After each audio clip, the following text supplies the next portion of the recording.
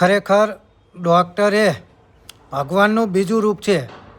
આજે એ સાર્થક કરે છે ડૉક્ટર પ્રકાશભાઈ સારડા, વિરંગામ શિવ હોસ્પિટલ.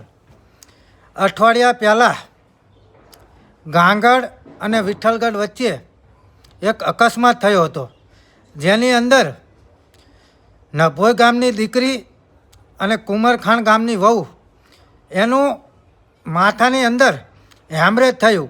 ખોપરીમાં 80 કરતાં વધારે ટાંકા આવ્યા. અઠવાડિયું દવાખાને હોસ્પિટલની અંદર દાખલ રાખ્યા. ત્યારે આજે એના બિલ ભરવાનો સમય હતો, એના બિલ ભરવાનો દિવસ હતો. ત્યારે 1,10,000નું બિલ બન્યું હતું.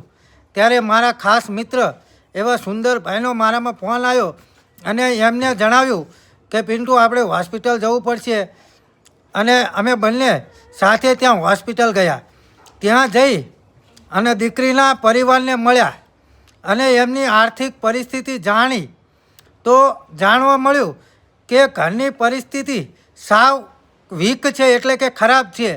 અને ત્યારબાદ ડૉક્ટર સાહેબ પ્રકાશભાઈ સારડા સાથે અમે વાત કરી અને ઘરની પરિસ્થિતિ તમામ જણાવી. તો ડૉક્ટર પણ અંગત મારા મિત્ર છે, એટલે મને એમને એવું કીધું કે પિન્ટુભાઈ, તમને જે યોગ્ય લાગે ને એ તમે કરો. પછી અમે ફરી વખત બહાર આવ્યા અને ઘરના પરિવાર સભ્યો સાથે વાતચીત કરી અને 50,000 હાલવાનું અમે નક્કી કર્યું. ત્યારબાદ અમે ફરી વખત ડૉક્ટર સાહેબને મળ્યા અને કીધું કે સાહેબ, પરિસ્થિતિ આવી છે એટલે 50,000.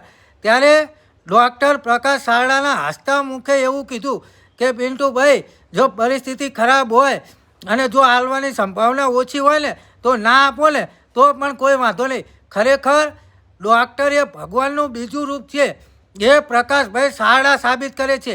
ના કરે નારાયણ. અને જો કદાચ કોઈ પણ જગ્યાએ કંઈ પણ અશક્ય થાય તો અવશ્ય એક વખત ડૉક્ટર પ્રકાશ સારડા એટલે કે શિવ હોસ્પિટલની મુલાકાત લેજો. એટલે માનવતા શું છે ને એ ખબર પડશે. બાકી ઘણા દવાખાના એવા છે કે તમે જાત તમારી વેચી મારો પણ અમારું બિલ તો તમે ચૂકવો જ. પરંતુ પ્રકાશ સારડાએ એક માનવતાનું ઉત્તમ ઉદાહરણ પૂરું પાડ્યું છે. 1,10,000નું બિલ હતું, પરંતુ 60,000 જતા કર્યા અને માત્ર જે અમે આપ્યા 50,000 એ જ લીધું હતું. અને એમાં પણ કીધું હતું કોઈ વાંધો નહીં પિન્ટુભાઈ, જરૂર મળે ને તો કહેજો, આમાંથી પણ પાછા આપીશ. ખરેખર આવા ડૉક્ટરને હું લાખ વંદન કરું છું. અને ખરેખર જો તમે પણ આવા ડૉક્ટરને સલામ કરતા હોય, વંદન કરતા હોય ને તો એક કોમેન્ટ બોક્સમાં કોમેન્ટ જરૂરથી કરજો અને એક વખત શિવ હોસ્પિટલની મુલાકાત અવશ્ય લેજો.